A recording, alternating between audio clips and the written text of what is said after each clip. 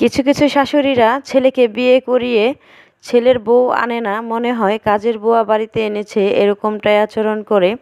তার মেয়ের বেলায় সব কিছু ভিন্ন রকম, আর ছেলের বউর বেলা সব কিছুই ভিন্ন রকম। ছেলের বউ বাবার বাড়িতে থেকে সব কাজ শিখে আসবে বিয়ের আগে, আর তার মেয়ে বিয়ের আগে কোনো কাজই করবে না। তার মেয়ে তো একদমই রানীর মতো থাকবে। হ্যালো এভরিওয়ান, আসসালামু আলাইকুম। কেমন আছেন সবাই? আশা করি ভালো আছেন। আমি আল্লাহর রহমতে ভালো আছি। তো ভিডিও শুরুতে যেই কথাটা বলছিলাম যে অনেক শাশুড়িরাই প্রথম প্রথম বউদেরকে দিয়ে সংসারের সব কাজই করাতে চায়। একটা কাজ ভুল হলে দেখিয়ে তো দিবেই না, বরঞ্চ আরও কথা শোনাবে যে এইটা শিখে আসো নাই বাবার বাড়িতে, ওইটা শিখে আসো নাই, কী শিখাইছে তোমার মা, কি করেছে তোমার মা, এত বড় বানিয়েছে, কোনো কাজে শিখো নাই, এগুলি বলে। কিন্তু তার মেয়ের বেলায় কিন্তু এরকমটা হয় না। বিয়ের আগে কিন্তু শাশুড়িরা তার মেয়েদেরকে দিয়ে কোনো কাজই করায় না, কিন্তু যত দোষ ছেলের বোর। তো যাই হোক, আমারও এরকমটাই হয়েছিল, এই জন্যই বন্ধুরা কথাগুলি বললাম। যখন বিয়ে হয়েছিল তখন তো বেশি বয়স ছিল না, অল্প বয়সে বিয়ে হয়েছে। যাই হোক, তখন তেমনভাবে কাজকর্ম পারতাম না, তো অনেক কথা শুনতে হয়েছে এই কাজের জন্য। সবজি কাটতে পারতাম না, এরপরে রুটি বানাতে পারতাম না, রান্না করতে তো পারতামই না। যাই হোক, একটা ভুল হলে মানে শিখিয়ে দিত না, বরঞ্চ অনেক কথা শোনাতো।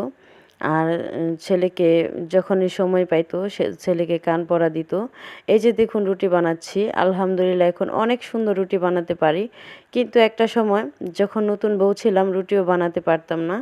তখন কিন্তু অনেক কথা শুনতে হয়েছে, শুধু শাশুড়ি না, সাথে কিন্তু আমার জাও এরকম করেছে। যাই হোক, তো অনেকে ভাববেন যে এই সমস্ত কথা ভিডিওতে কেন বলছে, এই জন্যই বলছি যে শুধু আমার সাথে না, প্রত্যেকটা মেয়েদের সাথে এরকমটা হয়। 100%-এর ভিতরে হয়তো 80% এরকম নির্যাতিত থাকে, শ্বশুর শাশুড়ির থেকে নির্যাতিত হয়। আর 10% বা 20% মানুষ ভালো সুখী হয় বিয়ের পরে, কিন্তু বেশিরভাগ মানুষেরই মানিয়ে নিতে হয়। যাই হোক, এখন আমার আল্লাহর রহমতে সব কাজে শিখা হয়ে গেছে।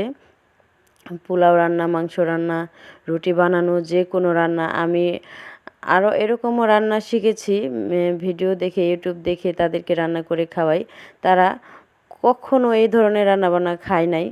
এই যে ডাবের প্রোটিন, তারপরে ডিমের প্রোটিন, আরও অনেক খাবার আমি বানিয়ে খাওয়াইছি তাদেরকে, তারা কখনো খায় নাই। বরঞ্চ তারা এই ধরনের খাবার যে বানিয়ে খাওয়া যায় তারা সেটা জানতোই না, আমার কাছ থেকে শিখেছে।